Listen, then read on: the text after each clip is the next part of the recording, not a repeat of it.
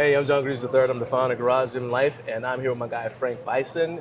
You are the founder of Iron Bowl Strength, correct? Yeah, correct. All right. Well, we've been trying to get this set up for several months now, so I appreciate you joining us. In fact, we actually ran into each other here at HFA 2025 as we were each in the seminar hall trying to figure out which seminar we want to attend. So, with all the hectic stuff going on, you guys took time out of your schedule to get this done, and I really do appreciate that.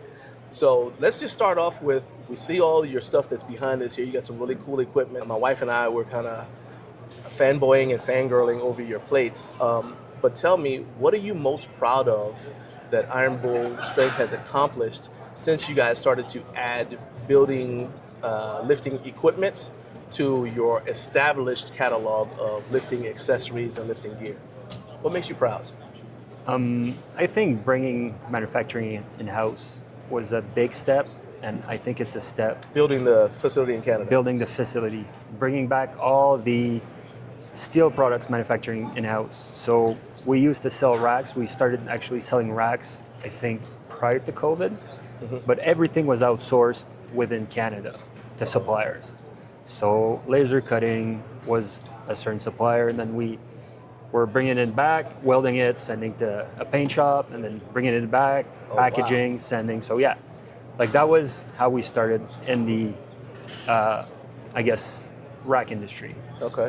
That sounds tough because then you have to do QCR at multiple places and with multiple different brands and try to communicate. So, and that's why you guys decided, hey, let's just build it ourselves. Right. So basically, it's the exact same thing as if you were outsourcing abroad. Like you have absolutely no grip on quality. Like unless you check every product before it ships out from China, let's say, like you get what you get, and then you're stuck with it. So that was a big thing for us. We wanted to control quality from beginning to end, every step of the way, and we wanted to do things our way. Like if you compare all the racks from the different brands, they all look the same because it all comes from the same factory, designed the same way. So we really wanted to bring innovation and of course keep our quality standards up to par with our lifting equipment. 100%, I love that. Okay, so I can tell you that my wife and I, for those of you who are watching who didn't see it, I've got the link going over my head right now, but my wife and I have your PR2 rack, and we fell in love with it from the moment we unboxed it. And in fact, I'm going to talk about something that never gets mentioned. I'm going to say it came to us, it was shipped freight, and we didn't anticipate that. It came residential freight, and so nothing was damaged in transit. And so many times we get racks sent to us, or just equipment sent to us in general, and it's damaged just in transit. But this thing came, and it was in perfect shape. Even I'll tell you this, we kept the crate. And we took it out and put it in our backyard, and now we store like firewood for our fire pit in it because the crate was so durable. I said, we're not getting rid of this. But yeah, so we're unboxing it, and we did hit a snag though, in that it came without any sort of assembly manual, and we couldn't find one online on your website. Right. And so that was a snag for us because we also couldn't get in touch with anyone from customer service except by filling out the customer service form. But we didn't get a response until the following week. Now, the good news is we've put together a lot of racks before, and your bolts are all the same size. And so we were able to figure it out. We actually just looked at the picture on your website and put it together, and it's fine. We're actually pretty proud of ourselves that we put it together and it worked out well. But for someone who didn't have that skill, that would be pretty frustrating. So what would you say would be the solution for someone to get a manual if it shows up without one? Well, you're not the first one to complain about that, and we heard it from other customers, and we took action actually. We now have an assembly manual for all of our racks. We initially assumed it was easy to set up, so we said, all right, since we have holes on all faces every 2 inches, we said our initial thought was let's let the customer build it their own way. Oh, okay. So that was our initial thought, but it kind of backfired, as you know. And why all the assembly manuals are done, but we're incorporating a new section on our site where you're going to get the frequently asked questions on the rack, the instruction manual, a video showing how to assemble it. Nice. I was going to ask and about all that. the components and et cetera, and possibly like more products you can add on the rack. So like a tiny landing page for each model, so you Nice. can really have the resources you need to build it up. That's awesome. So let's piggyback off of what I said though. When we reached out, we tried to find a phone number. We said, let's just call customer support, see what they say we should do. And we discovered there's not a phone number. And I actually checked last week, and there still is not a customer support phone number either on your US site or your Canadian site. So question I have is, do you have any plans on adding a customer support line for anything? If a product shows up without parts, or someone just has a question or anything, do you have plans on having a customer service phone number? Yeah, definitely. It's been a plan for a long time. It's just being based where we are, finding the right people for that job is really hard. First, we come from a French area, so you don't have many English speaking people. So Okay. finding a fluent English speaking person to fill that role is a challenge right there. So Second part hang on a is, second. So let me make sure people understand that, because we Yeah. think Canada, okay, well, yeah, it's Canada. A lot of people are not aware that there is a French portion Yeah, of Canada. we're and in they're- the French They're native province. French speakers. Right. So it'd be like going to anywhere, like it'd be like going to Haiti. People are native French speakers, Yeah. or I guess France. So you're saying that you're having a problem with finding local staff that are also fluent in English, Yeah. enough to answer technical questions. Right. Okay. And very well. there's a bunch of people speaking English, but then you got to find the right person to give the right information with some kind of experience in the fitness industry. Gotcha. Because we don't want to put anyone there in that role that's going to say anything to the end user. Right. So we're taking our time. I know it's frustrating for people. We actually outsourced that role in the past, and it was a complete mess. Gotcha. So we really want to find someone in-house that we can train, that we can support to really answer everybody's questions. And we know it's a big pain point right now, Yeah. but we're actively working on it, and I hope we're going to find someone in the next month or so.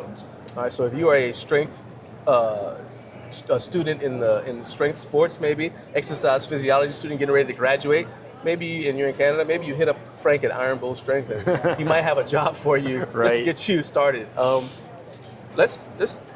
You've touched on this a couple of times, and this is more of a general question, because I can see the rapid growth Iron Bull Strength has had Yep. especially over the past year. You mentioned several exciting products when you did your AMA warm-up with my buddy Joe Gray on his channel. And I'll put the link to that interview in the description for this one as well, if you guys want to watch it. And then you did the AMA in our home gym on Reddit. So there's a bunch of exciting stuff coming down the pipeline. But tell me, is there a danger in growing too fast? Absolutely.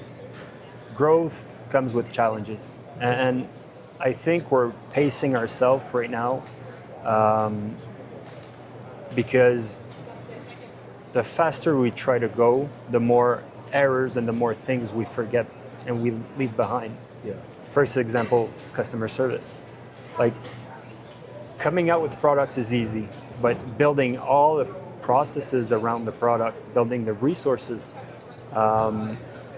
getting all the employees up to par with the technical specs, training customer service on the new products. Right. It all takes time, Right. and we have to build the processes correctly. So we announced a bunch of exciting products during the AMA. We set out some dates that we won't be able to commit to because as I said, we're gonna slow down a little to make things right. Yeah. And then in the end, we're still gonna move faster You're because slowing down to go faster. Right. That makes sense. Yeah. That's correct. When I was in the United States Marine Corps, they used to say smooth is fast. Yeah. Fast isn't fast. Fast makes you stumble. Right. Smooth is fast. So I like that. And I also like that you guys are self-aware enough to recognize a problem and take steps to correct it, even if there's some pain points along the way. You're able to say, okay, look, this will pay off down the road. You know? Right. And So go ahead. like the manufacturing side, like we're not a startup company. We've been around for 13 years now, but the manufacturing part of the business is like a startup. Yeah. So we're learning the hard way every step of the way, which is really hard on the company and on the customers. Sure. So that's why we're gonna take a step back, put the processes down, do it right, and it's gonna be easier for everybody. I think something that people don't really think about too is you can't just go build something. You also have to be aware of patents so that you don't infringe on anyone else's protected work, Yeah. or protected designs rather. When you're putting together, it's like, oh yeah, well, we're building a rack, it's a rack. Well, if you do something that infringes on someone's patent, now that puts you even further back. So Yeah, for sure. it is a process where you do have to be meticulous and take time to dot your I's, cross your T's. I've seen, when I was looking, you and I were talking before this started, and I told you that there were some customer complaints about your equipment, but it seems like they were all from before you guys started manufacturing, when you were outsourcing, as you were mentioning, some of the struggles with it. So tell me, what are some of the positive outcomes? What are the wins you've gotten since you started manufacturing yourselves? Lead time is the first one. Quality control. Okay. We can do things our way, so we're not dependent on anyone. Even developing a product outsourced within Canada took like 3 months because everybody has 6 to 8 weeks lead time. Oh yeah. So in the end, it wasn't faster. So I think the biggest thing, manufacturing everything ourselves, quality control, innovation, lead times, and of course customization, and that's really where we're heading. We're gonna hit big on every customizable features to the products, and I think that's something. There's a need for it in the market, and not many people can do it. So awesome, nice. I like that. Yeah. I like problem solving. So, and I appreciate that you're answering tough questions here. All right, you're not running from it. I shared a video with you from the Gym Crafter YouTube channel. My buddy Tim made a video, and it had some fairly harsh criticism of Iron Bowl strength based upon his experience with some of your marketing team, let's just say it like that. Now, I told Tim, I texted him after I saw you, I texted him and I said, hey man, I'm gonna do this. I'm gonna show this to Frank. And so he's not gonna be blindsided, he's aware. But I wanna give you a chance here and now to respond to the comments that Tim made in that video. First, just tell me from an emotional standpoint, how did hearing about Tim's negative experiences make you feel? it's always hard to hear people complain or they're not happy with the company because the brand is like my baby. So as you grow bigger and bigger and you reach 20, 30, 40 plus employees, you have to delegate things. You put your trust in some people to do the right thing. And like, rightfully so. Yeah, rightfully you have to. But sometimes you don't have the right people in place. And in this instance, I actually learned about the situation when we ran into. Oh, you didn't even know about it till I told you yesterday. Yeah, I learned it when we talked. When we talked. So last night I went to my team and I'm like, "What's the issue here? Why isn't he getting a reply? At least a reply. Like that's the bare minimum we can do is just give them a reply." I understand the lead times part of the situation, but what I didn't get was how come he didn't get any replies. At least a response. Yeah. So we're addressing that right away. I'm sorry as well for all the things he went through. The information never made it to me, so it stopped somewhere along the way.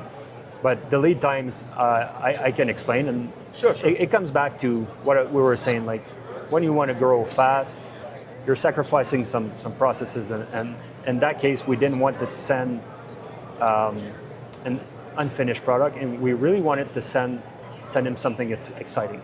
So we were waiting for our new features that I'm going to mention. Yeah, we wanted you keep his secrets, I know. Yeah, we wanted to add the pulley system on it, and then something's happened. We had to put down some fires in the production line, like fix some issues. Right. So yeah, that caused the lead times for his rag. And from what I understood, he went with Fringe or another company. he So got a like product totally from fine with us. Right. But the only thing I regret was like maybe a lack of communication and transparency with them. Okay, I appreciate that, and I do have another question for Tim. This is actually more of a general company philosophy.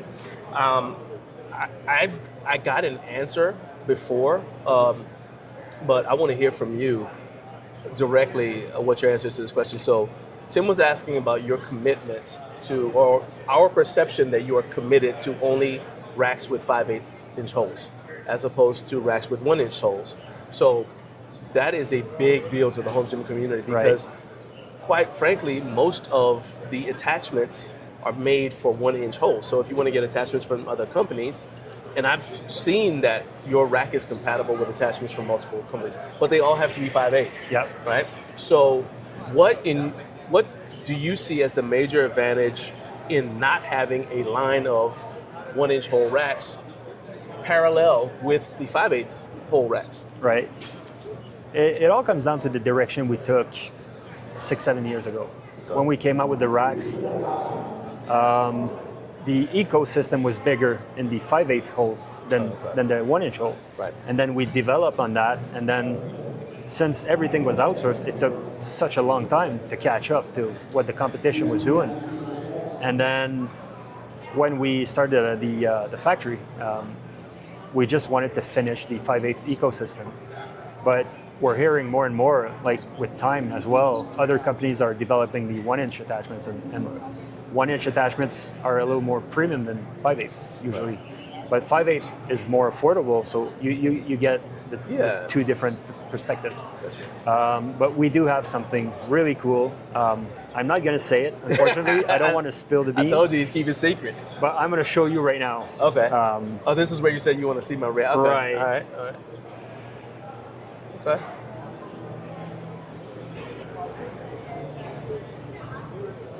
Come on. Okay.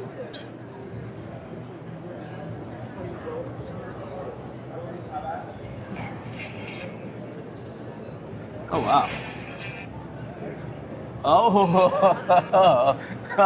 Okay. Okay. Oh. I see. I see. Okay. Oh yeah. All right. How do you feel about that? How does it look like I feel? Let's talk about that on another video. But yeah, we'll talk later. All right. Yeah, that's pretty cool. So I'll tell you what. Let's wrap this up by looking at some of the stuff that you do have that you can reveal that you've brought here to HFA 2025. Can you give us a quick walkthrough, and then we'll talk about where people can actually purchase your products if they're interested in getting them. So just kind of show us around your booth. Since HFA is more geared towards commercial equipment, we brought our full commercial grade line of products that are fully customizable. So color options, branding, everything. Right. So we got, of course, our Circle dumbbells. Yep. We brought our dumbbell racks. Were you guys the first ones to do Circle dumbbells? Yeah, we were the first, and I think still the only ones to do it on planet Earth. I kind of knew that. You ask the question, you know the answer to. It's trick of the trade. And then we brought the matching barbells today, matching fixed barbells that are not out yet on the market. So that's what's behind you? Right. Nice, okay. Right, nice. And then we also brought the custom plates, custom weight plates. Sweet. So all of these products are complementary. You can put your logo on it. You can choose your colors to fit your gym. So very excited. Very nice. Okay. So if somebody wants to order your products, if they want to maybe even take advantage of the customization option, what's the best way for them to connect with Iron Bull? The website is the best place. Like for the dumbbells, you can build the exact setup you want on our product builder. You can even upload your logo. We're doing the same thing for the plates. We're building out the product page right now and doing the same for the fixed barbell. So it's like a self-serve service product page. So if you have questions, the best way is still the website. Okay. And that's go on the website. ironbullstrength.com? Yeah, ironbullstrength.com. Or ironbullstrength.ca?